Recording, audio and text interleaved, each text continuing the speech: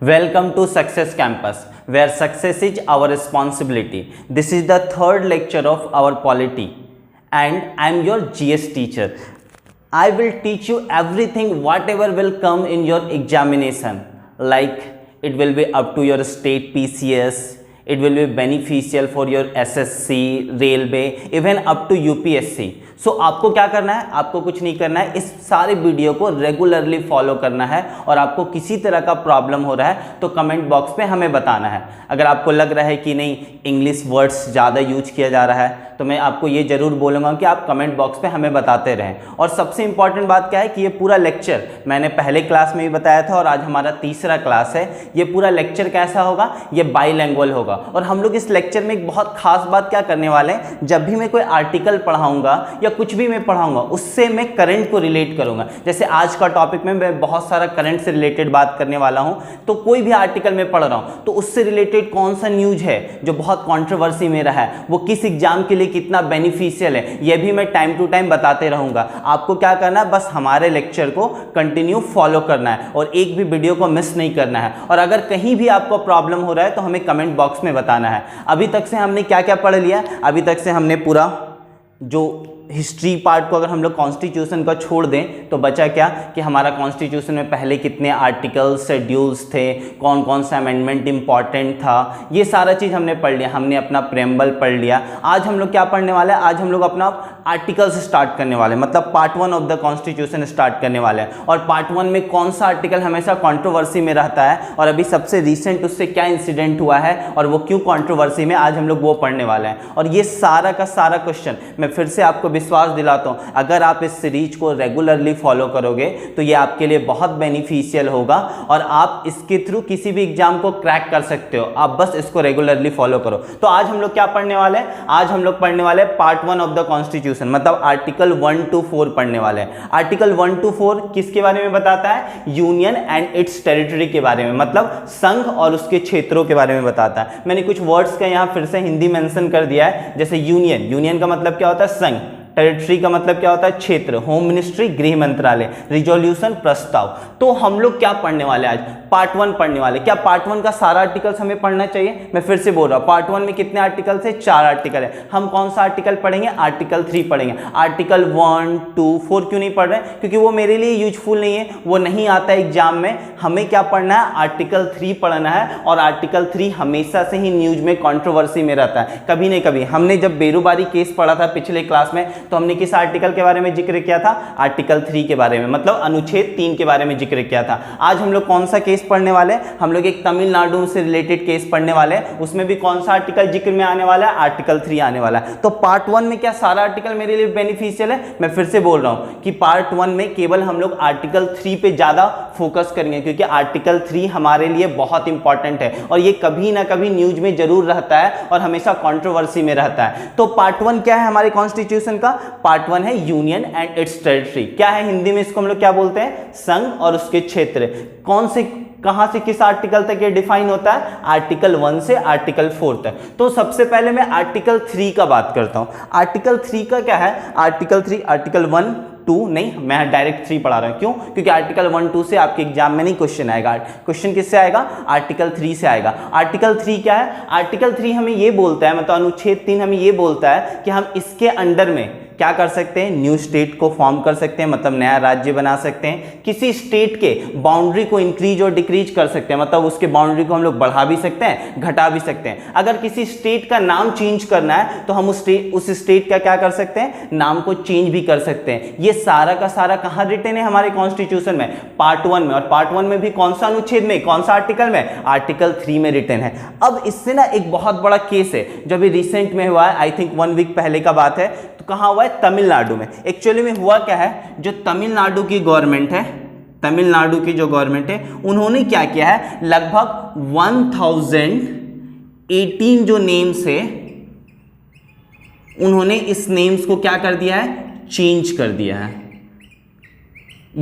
अब ये इसलिए ये आर्टिकल बहुत कंट्रोवर्सी में आ गया, क्योंकि उन्होंने क्या किया है, 1018 नेम्स को चेंज कर दिया है। अब चेंज किया, तो जब हम किसी चीज़ का नेम चेंज करते हैं सबसे पहले हमें ये जानना पड़ेगा कि हम नेम चेंज कैसे कर सकते हैं। नेम तो कुछ का भी चेंज हो सकता है। हम लोग नेम का बात करें तो हम लोग एक स्ट्रीट का भी नाम चेंज करते हैं, हम लोग एक सिटी का भी नाम चेंज करते हैं, हम लोग एक स्टेट का भी नाम चेंज करते हैं। तो इसका क्या प्रोसीड्यूर है, कब आर्टिकल 3 पिक्चर में आता है, सब आज हम लोग डिस्कशन करने वाले हैं। आप लोग ध्यान से सुनिएगा। सबसे पहले मैं फिर से ये तमिलनाडु केस में आऊँगा, ये कंट्रोवर्सी में क्यों रहा है, लेकिन पहले ये पढ़ लेता हूँ कि नेम कैसे चेंज करते हैं। तो मैं सबसे पहले आपको बताता हूँ, अगर आपको किसी स्ट्रीट का नाम चेंज करना है, if you have to change the name of a street, what you have to do, आपको क्या करना है, आपको कुछ नहीं करना है। स्ट्रीट का नाम चेंज करना है तो स्ट्रीट का नाम चेंज करने में किसका रोल होता है, तो सिविक अथॉरिटी का रोल होता है। सिविक अथॉरिटी, सिविक अथॉरिटी को आप ऐसे भी बोल सकते हैं जो लोकल गवर्नमेंट होती है, उनका बहुत बड़ा रोल होता है। जैसे कि मैं एग्जांपल आपको कुछ सिविक अथॉरिटी का एग्जांपल बताता हूं, जो लोकल गवर्नमेंट होती है उनका कुछ एग्जांपल बताता हूं। जैसे जिला परिषद, सबने नाम सुना है, जिला परिषद, ये ठीक है, या पंचायत, ये, या नेक्स्ट क्या हो सकता है, म्युनिसिपल कॉर्पोरेशन,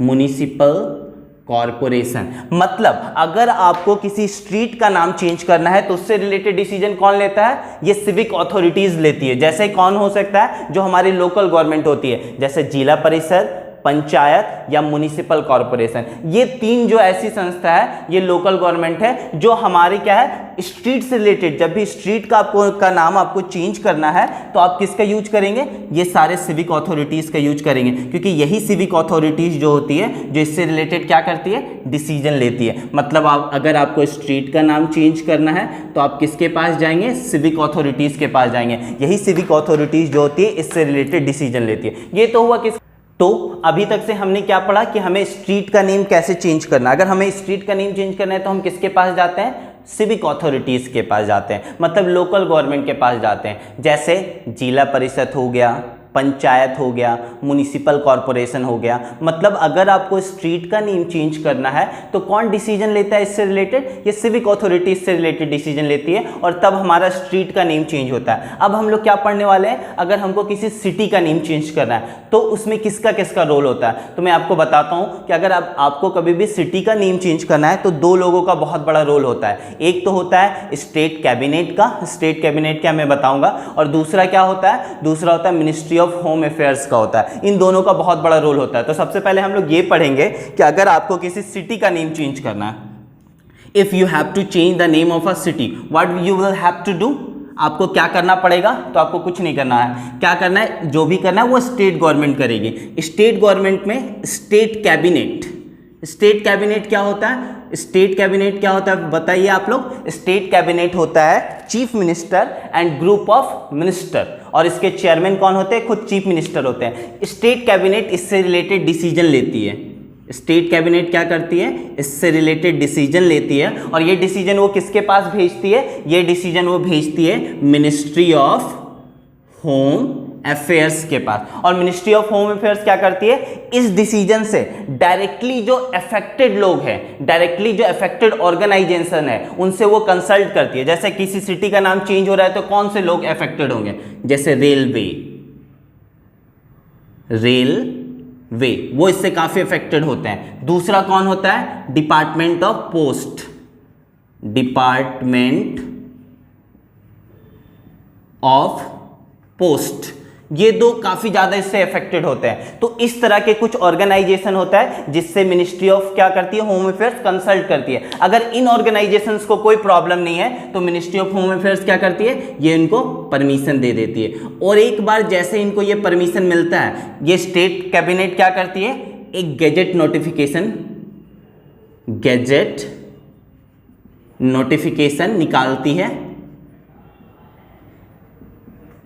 गैजेट नोटिफिकेशन निकालती है और सिटी का नेम चेंज हो जाता है। ठीक है, तो मैं एक बार आराम से आपको रिपीट कर देता हूँ पूरे सिनारियो को। इस पूरे सिनारियो में हुआ क्या, अगर किसी सिटी का नेम चेंज करना है, कौन चेंज करेगा किसी सिटी का नेम?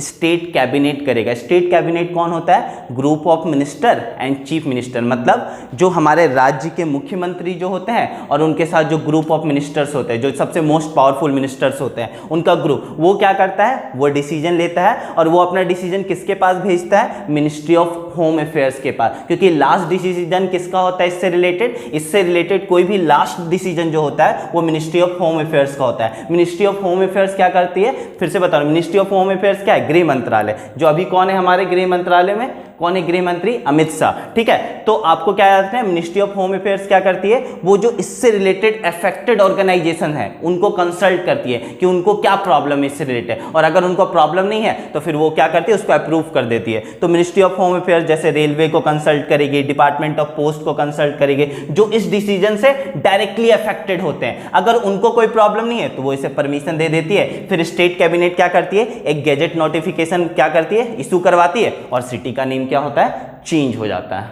ठीक है, पहले हमने क्या पढ़ा? हम कैसे चेंज करते हैं स्ट्रीट का नाम। दूसरा हमने क्या पढ़ा? हम कैसे चेंज करते हैं सिटी का नाम। सिटी का नाम चेंज करने में किसका रोल होता है? स्टेट कैबिनेट का, एज वेल एज दूसरा किसका रोल होता है? मिनिस्ट्री ऑफ होम अफेयर्स का। अब सबसे इंपॉर्टेंट पढ़ने वाले जो आर्टिकल 3 से रिलेटेड है, वो किसके बारे में हम लोग पढ़ने वाले हैं? वो है कैसे हम लोग किसी स्टेट का नेम को चेंज करते हैं। स्टेट का नेम को चेंज करते हैं। अब किसी स्टेट का नेम को चेंज करना है तो क्या होता है? स्टेट का नेम को चेंज करना है ना, तो सबसे पहले स्टेट गवर्नमेंट को, स्टेट गवर्नमेंट जो होती है, स्टेट गवर्नमेंट जो हम लोग राज्य सरकार जो होती है, स्टेट गवर्नमेंट, ठीक है, जिसको हम लोग राज्य सरकार बोलते हैं, वो क्या करती है? स्टेट लेजिस्लेचर में, स्टेट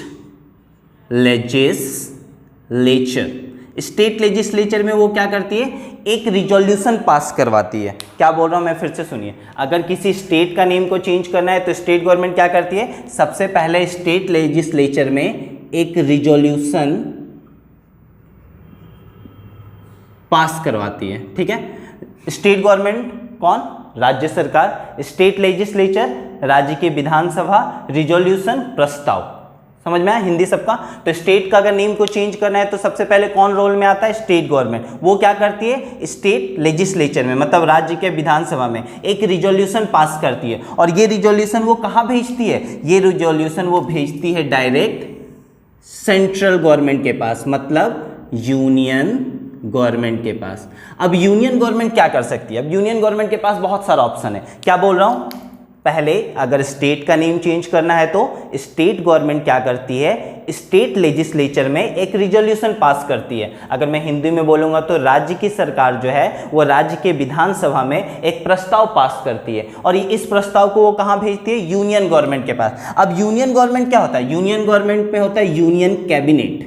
यूनियन कैबिनेट। अब बोलोगे कि यूनियन कैबिनेट क्या होता है? फिर से मैं बता, यूनियन कैबिनेट क्या होता है? प्राइम मिनिस्टर और उनके जो सबसे इंपॉर्टेंट ग्रुप ऑफ मिनिस्टर्स होते हैं। जनरली इसमें कौन कौन से आते हैं? जैसे डिफेंस मिनिस्टर, रक्षा मंत्री, ठीक है, फाइनेंस मिनिस्टर, वित्त मंत्री, मिनिस्ट्री ऑफ एक्सटर्नल अफेयर्स जिसे हम लोग क्या बोलते हैं? विदेश मंत्री बोलते हैं, होम मिनिस्ट्री जिसे हमें गृह मंत्रालय बोलते हैं। तो जब यूनियन कैबिनेट का मैं बोलता हूं ना, जब भी बात करता हूं तो जनरली हम लोग क्या बात करते हैं? प्राइम मिनिस्टर और ये जो 4 सबसे स्ट्रांग मिनिस्ट्री है, इन्हीं के बारे में हम लोग बात करते हैं। तो यूनियन कैबिनेट क्या करती है? उनके पास 2 ऑप्शन होता है। यूनियन कैबिनेट के पास 2 ऑप्शन होता है, या तो वो इस रिजोल्यूशन को रिजेक्ट कर सकती है, आइदर दे कैन रिजेक्ट और दे कैन एक्सेप्ट। या तो वो इस रिजोल्यूशन को क्या कर सकती है? रिजेक्ट कर सकती है, या तो वो क्या कर सकती है? एक्सेप्ट कर सकती है। अगर वो इस रिजोल्यूशन को एक्सेप्ट करती है तो फिर अगर स्टेट को चेंज करना है तो हम लोग को किसके पास जाना पड़ेगा? हम लोगों को जाना पड़ेगा आर्टिकल 3 के पास, क्योंकि आर्टिकल 3 हम लोग को ये अलाउ करता है कि हम लोग किसी स्टेट का नेम को क्या कर सकते हैं? चेंज कर सकते हैं। तो अगर वो इसको एक्सेप्ट करती है तो ये वाला फिर ये कहाँ पास होता है? ये प्रपोजल कहाँ जाता है? हमारे पार्लियामेंट में जाता है, पार्लियामेंट में। अगर ये प्रपोजल हमारे पार्लियामेंट में जाता है तो ये एक तरह का क्या हुआ? कॉन्स्टिट्यूशनल अमेंडमेंट हुआ, एक संविधान संशोधन हुआ। क्यों? क्योंकि हमें अपने आर्टिकल 3 को क्या करना पड़ेगा? अमेंड करना पड़ेगा। आर्टिकल 3 को क्या करना पड़ेगा? संशोधन करना पड़ेगा, अनुच्छेद 3 को। तो वो क्या करती है? पार्लियामेंट इसको सिंपल मेजोरिटी से, अगर सिंपल मेजोरिटी से पार्लियामेंट अगर इसको पास कर देती है, मतलब संसद, कैसे? सिंपल मेजोरिटी से।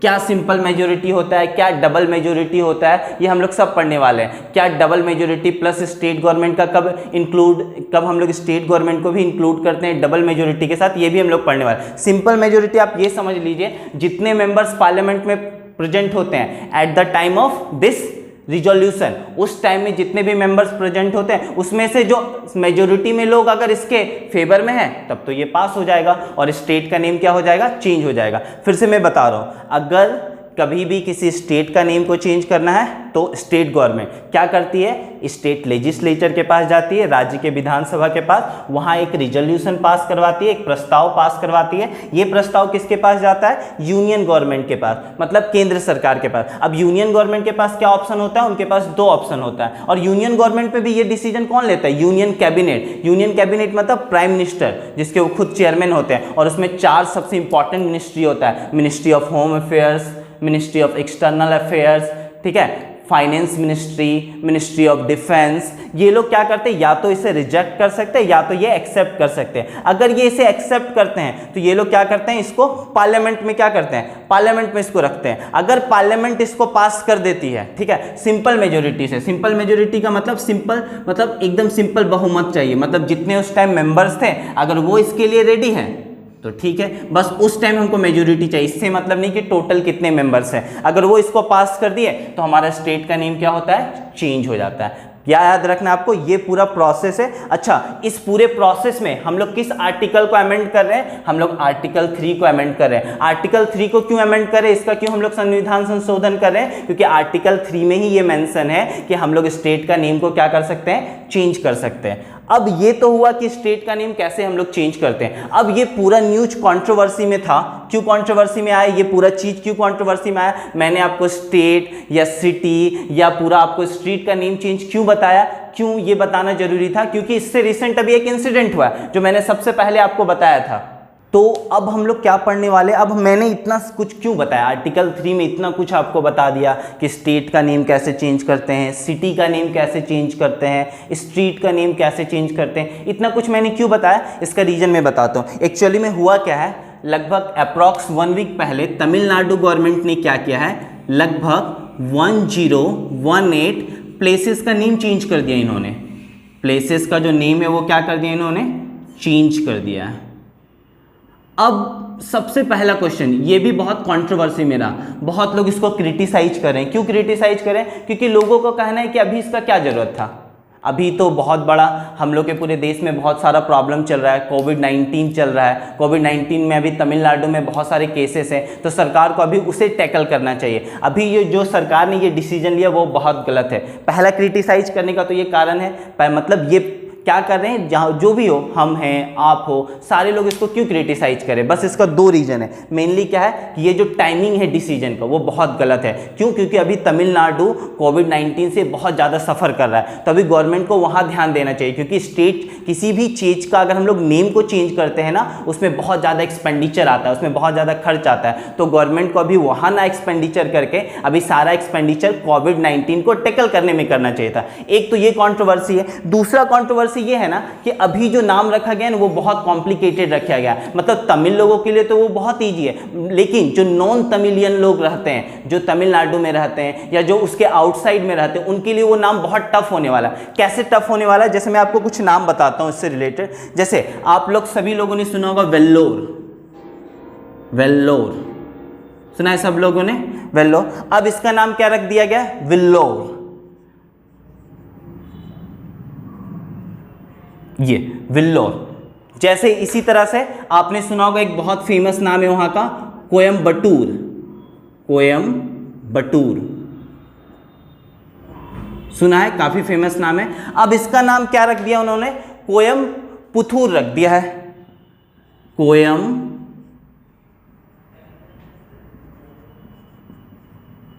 कोयम्पुथुर, ठीक है। जैसे और भी एक नाम है, जैसे मदुरई। मदुरई, उन्होंने इसका नाम क्या रख दिया है? मदुरई का नाम मथुरई। मथुरई, ठीक है, ऐसा बहुत सारा नाम है जो उन्होंने चेंज किया है। ये तो मैंने कुछ इजी नाम आपको बताया, कुछ नेम तो इससे भी कॉम्प्लिकेटेड है, जैसे वेल्लोर को विल्लोर, कोयम्बटूर को कोयम्पुथूर, ठीक है, जैसे मदुरई को मथुरई। ये तो बहुत सिंपल सा नाम है, लेकिन इससे भी कॉम्प्लिकेटेड नाम है जिसको नॉन तमिलियन लोग को रीडिंग करने में बहुत प्रॉब्लम होगा, उनको समझने में बहुत प्रॉब्लम होगा। वो लोग जो नॉन तमिलियन है और तमिलनाडु में रह रहे हैं उनके लिए ये बहुत बड़ा प्रॉब्लम होगा। पहला तो ये प्रॉब्लम है, और दूसरा इसमें बहुत ज़्यादा एक्सपेंडिचर आने वाला है। तो गवर्नमेंट को अभी ये पैसा यहाँ ना खर्च करके कहाँ खर्च करना चाहिए? कोविड-19 को टैकल करने के लिए। क्यों कोविड-19 को टैकल करने के लिए? क्योंकि तमिलनाडु बहुत बुरी तरीके से सफ़र कर रहा। मैं एक और बात बोलना चाहूँगा, ये जो नेम है, अगर इसमें किसी भी तरह का प्रोनाउंसिएशन मिस्टेक है तो कोई भी तमिल भाई, मेरे भाई बहन अगर देख रहे हैं तो मैं उनसे माफ़ी चाहूँगा, क्योंकि तमिल नाम में अगर मैंने किसी भी तरह का मिस्टेक प्रोनाउंसिएट किया है तो ठीक है। उसके बाद ये जो पूरा कंट्रोवर्सी था वो क्यों हुआ? बस इसका दो रीजन था, वही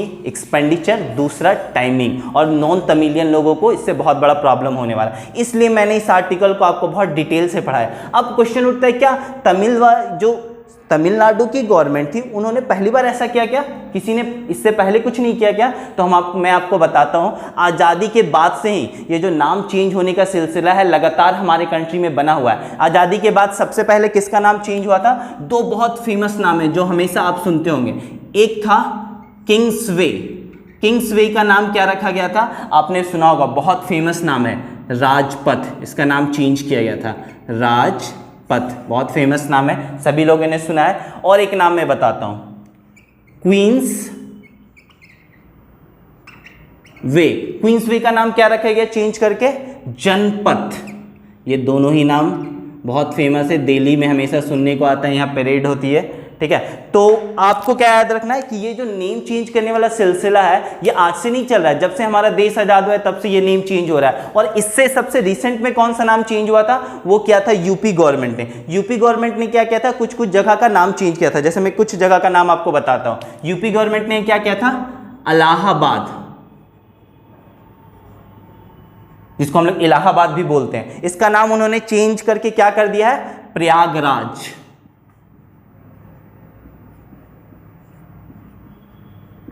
एक हो गया। और भी नेम चेंज किया, जैसे मैं आपको एक बताता हूं, फैजाबाद। फैजाबाद का नेम चेंज करके उन्होंने क्या कर दिया है? अयोध्या, ठीक है। तीसरा एक और नेम चेंज किया जो बहुत कंट्रोवर्सी में रहा था, मुगल सराय स्टेशन। मुगल सराय स्टेशन। मुगल सराय स्टेशन का नाम उन्होंने क्या रखा है? डॉक्टर दीनदयाल उपाध्याय। डॉक्टर दीनदयाल उपाध्याय, ठीक है, डॉक्टर दीनदयाल उपाध्याय, ये उनका नाम रखा गया। किसका? मुगल सराय स्टेशन का। तो ऐसा नहीं है कि ये पहली बार है, ये चीज हमेशा ही कंट्रोवर्सी में रहता है, ठीक है, ये जो नेम चेंज करना है। लेकिन लोग क्यों डरते हैं नेम चेंज करने से? इसका सबसे बड़ा रोल ये है ना, क्योंकि जब हम लोग नेम चेंज करते हैं तो बहुत ज़्यादा एक्सपेंडिचर आता है। तो हम लोगों को क्या करना चाहिए? इस एक्सपेंडिचर से बचना चाहिए। और ये एक्सपेंडिचर को कहाँ खर्च करना चाहिए? जो पुअर वेलफेयर है, मतलब गरीब कल्याण में खर्च करना चाहिए। एक बहुत बड़ा और कॉन्ट्रोवर्सी रहा है। क्या कॉन्ट्रोवर्सी रहा है? जो वेस्ट बंगाल गवर्नमेंट है, वेस्ट बंगाल गवर्नमेंट जो है, उन्होंने क्या किया? उन्होंने भी अपने स्टेट लेजिस्लेचर में एक रिजोल्यूशन पास किया है, और उस रिजोल्यूशन को उन्होंने यूनियन गवर्नमेंट के पास भेजा है। कब भेजा है? याद रखिएगा, जुलाई 2019 में। और उन्होंने उस रिजोल्यूशन में क्या बोला है कि वो अपने स्टेट का नेम को चेंज करेंगे और क्या रखना चाहते हैं? बांग्ला रखना चाहते हैं। तो अब प्रॉब्लम यह है कि अभी यूनियन गवर्नमेंट ने ना तो इसे रिजेक्ट किया है ना तो इसे एक्सेप्ट किया है, तो अभी ये चीज पेंडिंग में है। देखते हैं इससे रिलेटेड जब भी ये कोई भी डिसीजन आएगा तो मैं आपको सबसे पहले बताऊंगा। तो ये था पूरा कंट्रोवर्सी। अब मैंने सिर्फ आपको आर्टिकल, अगर मैं चाहता तो आपको आर्टिकल 3 पढ़ा देता और आगे निकल जाता, लेकिन मैंने क्या किया, आर्टिकल 3 से रिलेटेड अभी जो सबसे रिसेंट केस है जो एग्जाम में आ सकता है वो मैंने आपको पढ़ाया। क्यों? क्योंकि ये आपके लिए बहुत बेनिफिशियल होगा। अब सबसे बड़ा क्वेश्चन, इससे कैसा क्वेश्चन आ सकता है? तो जैसे सबसे पहले, कौन सा ऐसा स्टेट है जिसने बहुत सारे जगहों का नेम को चेंज किया है? तो तमिलनाडु गवर्नमेंट हो जाएगी। फिर दूसरा क्या क्वेश्चन आ सकता है, कितने जगहों का नेम चेंज किया है, तो 1018 प्लेस का क्या है, कौन सा आर्टिकल इससे रिलेटेड है, तो आर्टिकल 3 इससे रिलेटेड है। कैसे, अगर यूपीएससी का बात करें या स्टेट पीसीएस का बात करें तो उसमें किस तरह का क्वेश्चन आ सकता है कि कौन सा आर्टिकल को अमेंड करना पड़ता है, कैसा मेजोरिटी चाहिए होता है, क्या क्या प्रोसेस होता है, किसके पास रिजोल्यूशन भेजना होता है, सबसे पहले रिजोल्यूशन कहां पास करना होता है। इस तरह का कोई भी क्वेश्चन आएगा आपके इवन यूपीएससी में, स्टेट पीसीएस में, आप बहुत आसानी से इसका आंसर दे सकते हैं। और अगर कोई रेलवे का एग्जाम हो या एसएससी का एग्जाम हो, वो डायरेक्टली आपसे पूछेंगे कि कौन सा आर्टिकल है जो इससे रिलेटेड है, तो आर्टिकल 3 इससे रिलेटेड है। वो क्या पूछ सकते हैं, किस गवर्नमेंट ने नेम चेंज किया इतने सारे सिटीज का, तो आप डायरेक्ट बोल सकते हैं तमिलनाडु गवर्नमेंट। कितने सारे जगहों का नेम चेंज किया, तो 1018 प्लेसेस का नेम चेंज किया। तो ये आपको पता होना चाहिए। तो ये था आज के लेक्चर का एंड। जब हम लोग अगले क्लास में पढ़ेंगे तो अगले क्लास में हम लोग क्या पढ़ने वाले हैं, हम लोग पार्ट 2 पढ़ने वाले सिटीजनशिप के बारे में। अगर इससे रिलेटेड कोई भी केस है अभी रिसेंट में तो मैं उसको डिस्कस जरूर करूंगा। और सबसे इंपॉर्टेंट बात है, मैं आप सबसे फिर से रिक्वेस्ट करना चाहता हूं, अगर आप इस सीरीज के साथ बने रहेंगे तो मैं आपको भरोसा दिला सकता हूं कि आप कोई भी एग्जाम दे रहे हो आप आसानी से क्रैक कर सकते हो, क्योंकि मैं करंट अफेयर्स के साथ ये पढ़ाने वाला हूं। इससे जो भी केस इससे रिलेटेड होगा सारा केस स्टडी मैं इसके साथ आपको करवाने वाला हूं। तो आपको किसी भी तरह का कोई भी प्रॉब्लम नहीं होने वाला है, आप इस बात का ध्यान रखिएगा। और चलते चलते मैं एक बात बोलना चाहूंगा कि लाइक करें, सब्सक्राइब करें और शेयर करें। Stay safe and thank you so much.